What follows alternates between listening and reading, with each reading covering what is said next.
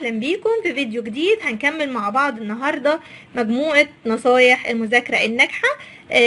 قلت لكم الفيديو اللي فاتت على علاقه البرفن بالمذاكره. في الحقيقه الموضوع ده هيفيد اكتر ولادنا الكبار، بمعنى علشان اخليه يفتكر المعلومه بسرعه، فانا ممكن اخصص له نوع برفن معين لكل ماده. وليكن مثلا البرفن ده هخليه لمادة العربي، برفن تاني لمادة انجليش، وهكذا. ونيجي وقت الامتحان نخليه يحط من البرفن اللي كنا بنستخدمه وقت المذاكرة. هتلاقيه بسرعة افتكر كل حاجة والدنيا سهلة عليه جدا. اما بالنسبة للكيجي فانا ممكن استخدم البرفن في اني اخليه يقدر يميز بين المواد الثلاثة اللي هي موجودة عليه، سواء كان ديسكفر او كونكت او لغة عربية. ودي كانت اول نصيحة في فيديو النهاردة.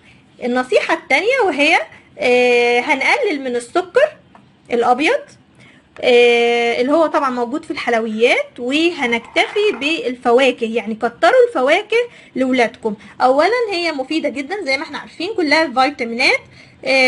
كتروا من الموز لانه فيه فيتامين كويس جدا، هو حلو فعلا للمذاكرة والتركيز. كمان التفاح، كمان الفراولة. بس طبعا لو في حد عنده حساسية من اي نوع منهم فطبعا مش هنستخدمه. لكن فعلا قلة السكر بيفيد جدا للطفل اللي بيذاكر. خلاص، مش بيخليه ينسى، كمان مش بيخليه مكسل ونعسان على طول. خلاص.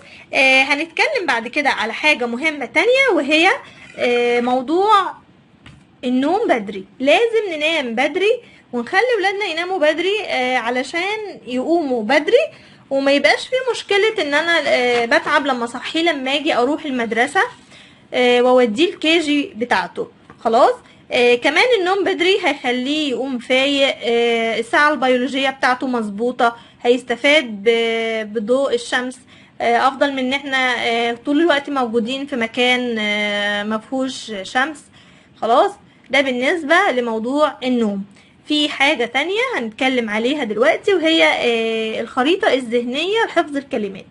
لو انت عملت الخريطة دي لولادك ولو مثلا في نهاية كل اسبوع، فهتثبتي المعلومة عنده، وابدأي بقى امسكي كل حاجة ذاكرتيها معاه يوميا راجعيها. هتلاقي التركيز عالي عنده، الحفظ موجود بصفة مستمرة، مش ناسي. ليه بتكلم عن الحفظ هنا؟ لان في اللغة الانجليزية بالذات حفظ الكلمات لازم يكون محفوظ مش مفهوم. تمام؟ لان في حروف سايلنت في الكلمة، فعشان كده لازم اكون حافظاها زي ما هي.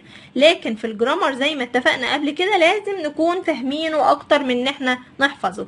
يعني مثلا هنا انا عاملة رسمة شجرة، انت ممكن تعملي اي رسمة تانية للخريطة الذهنية. عملت هنا في الفرع ده كتبت له letter A capital، والفرع التاني المقابل ليه عملت له letter A small، وبعد كده حطينا الاتنين مع بعض في وقت واحد عشان اعرفه ان هما الاتنين نفس الحرف ونفس الصوت ونفس النطق، لكن شكلهم مختلف. خلاص.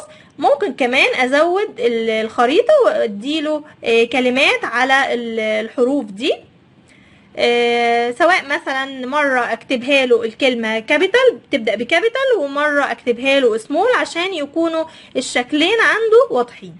خلاص. دي كانت نصايحنا على مدار حلقتين. يا رب نكون استفدنا، وحاولوا تطبقوهم، هتلاقوا المذاكرة اسهل والنسيان هيقل معاكم فعلا بالتدريج.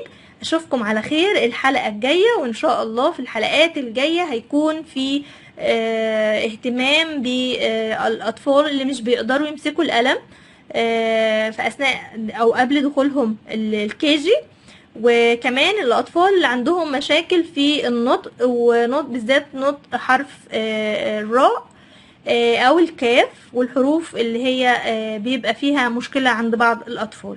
اشوفكم على خير الحلقة الجاية باذن الله.